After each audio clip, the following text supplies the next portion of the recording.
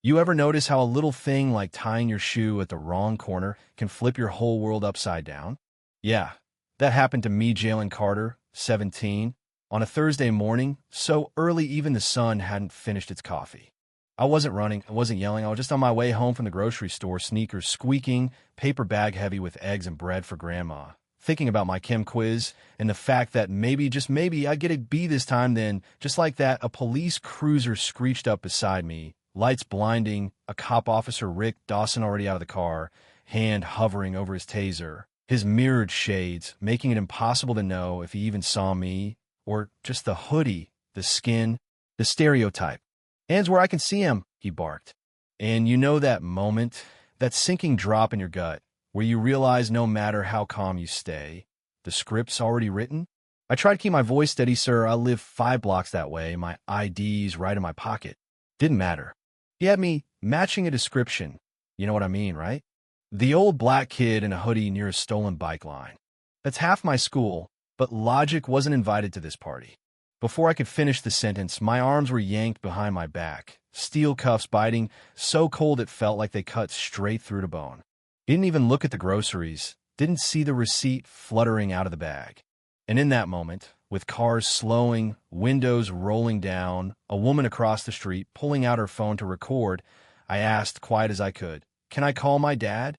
"You don't get a call," he snapped.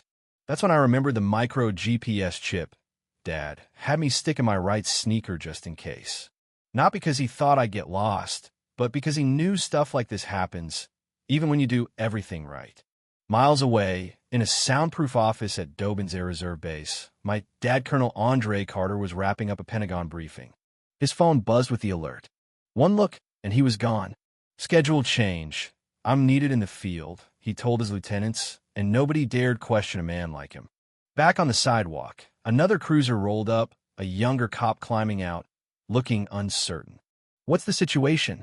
"Caught this kid. Loitering, might be tied to a theft," Dawson declared.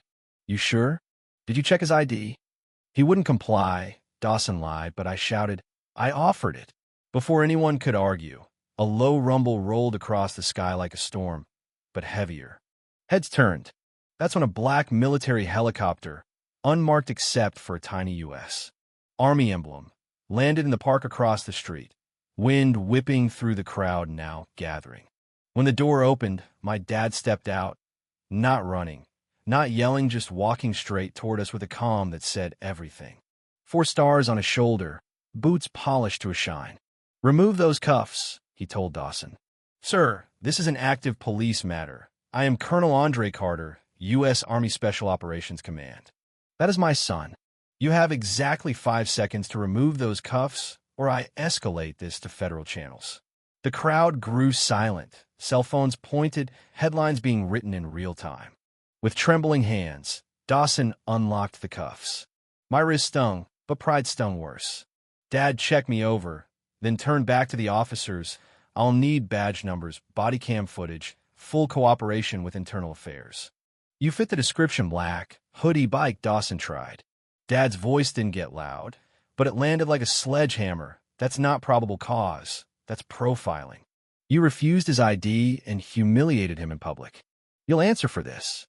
We walked away, the crowd parting, me picking up my groceries and dignity as best I could. Before climbing in the chopper, Dad leaned in. "You okay?" I nodded, but the truth stuck in my throat. "Yeah, but we can't let this go." "No, we won't," Dad replied. And as we lifted off, the city shrinking beneath us, I knew my life would never be simple again. At the farmhouse, safe behind locked gates and the smell of cedar and old leather, Dad and I sat at the kitchen table. I wanted to do something, not just be another headline. He poured water, watching me, always measuring risk and reward like any good soldier. "You want change? This isn't just about Dawson. It never was," I snapped. "If you weren't a colonel, if I wasn't your kid, I'd still be sitting on that curb. This has to be more than a news cycle. It has to mean something." So I posted a photo, just my wrist, still raw, no names. Within hours, it went viral. Reporters called, hashtags exploded, people demanded to know my story. Dad called Maya Henderson, a black journalist we both respected, and agreed to one interview. Maya arrived the next night, warm but fierce, the kind of person who really listens.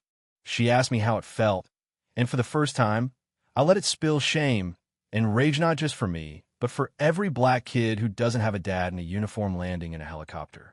I had to make myself small, had to lower my voice, keep my eyes down just to stay safe. Then I dropped a twist. Officer Dawson used to run the community policing program in my middle school. He told me once I could be anything. I don't know if he forgot, or if it just didn't matter. The room went silent. The story broke wide open, protesters outside the precinct, civil rights attorneys calling, an avalanche of messages pouring in. Some supportive, some angry, some downright threatening. Then a knock on our door changed everything. A girl named Shayla, eyes wide, voice trembling, "My brother's in jail because of that cop. I saw your interview. Can you help?" She handed us a folder. Her brother Terrell's case, arrested by Dawson on a bogus taillight, charged with intent to distribute based on a plastic bag. No prints, no evidence. Just a plea deal pushed on a family who couldn't afford a good lawyer. My dad read it with military precision, and I felt my chest tighten. "This isn't rare. I'm the outlier," I said. Shayla slid documents across the table. My hand shook. "I need to talk to Dawson," I decided. Dad wasn't about to let me go alone. At the precinct, Dawson's bravado cracked when he saw us. "Did you know who I was?" I asked. "Would you have treated me different if I had a name you recognized?" He didn't answer. "What about Terrell Watkins?" Recognition flickered in his eyes, but he stonewalled. "I did my job." My dad pressed. "Your report doesn't match the footage, conveniently missing at key moments." "That's not negligence. That's tampering." Dawson just stared at the floor, but I could see Ida crack in the armor. Back home, I started a live stream Terrell's story, the evidence, the pattern. It went viral. Civil rights groups called. A whistleblower, a former officer, messaged Mayhay had dashcam footage. "Meet me at St. Agnes Church parking lot," he wrote. "Bring your dad." When we met, he handed us a USB drive, his face pale. Dawson planted evidence on a Latino kid. "I was told to bury it or lose my pension. I couldn't stay quiet after seeing your story." Before we could thank him, headlights cut through the lot time ago. Gunshots split the night as we raced home, Shayla shaking in the back seat, clutching the evidence like it was life itself. The footage was brutal. Dawson roughing up a teen, planting a bag under a car seat. Dad's face was tight. This could end his career and save Terrell. "No," I said, "this could change everything." We handed it over to Marissa Layton, a powerhouse civil rights lawyer. "This isn't just about one cop," she said. "This opens the door to a federal investigation." But power doesn't break easy. The next morning, an anonymous text warned, "Don't stop." Later that day, as we prepared to deliver evidence to federal agents, a convoy of pickup trucks boxed us in, Dawson's cousin at the wheel. We careened through back roads, Dad using his SUV to block their path, shotgun in hand. "You come any closer, I swear I'll make headlines too." We made it to a clearing, handed off the files, but Dawson appeared, hollow and broken, waving an old photo. "My son died because I ignored someone like you." I almost pitied him, but regret isn't justice. "You can confess or be exposed," I told him. He said nothing as we lifted off in the chopper, Denise's nephew hugging the hard drive to his chest like the future depended on it. The trial was a circus-backed courtroom, cameras, activists, students, cops. The uncut footage played for everyone, no denying the truth now. Dawson's own partner took the stand, voice shaking. We knew Jalen hadn't done anything. Dawson wanted to send a message. The verdict? Guilty on all counts.